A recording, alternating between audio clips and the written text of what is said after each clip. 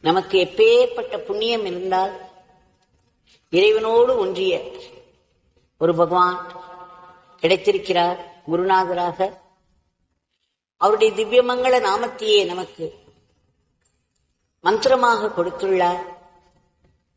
கருணாமூர்த்தியாக இருந்து நம்மை சாதனை செய்ய வைக்கிறார். எளிய மிக மிக எளிய உபதேசங்களை செய்துவிட்டு அதை எப்படி செய்ய வேண்டும் என்று காட்டிக் கொடுத்திருக்கிறார். இன்றும் வழிகாட்டிக் கொண்டே இருக்கிறார். மிக மிக எளிமையாக செய்யக்கூடிய சாதனை நாமம் சொல்வதுதான். அந்த நாமம் எப்படி இருக்கிறது? சாட்சாத் பகவானாக இருந்து கொண்டு நமக்கு உதவி, வழிகாட்டுதல், பாதுகாப்பு கொடுத்து கொண்டே இருக்கிறார்.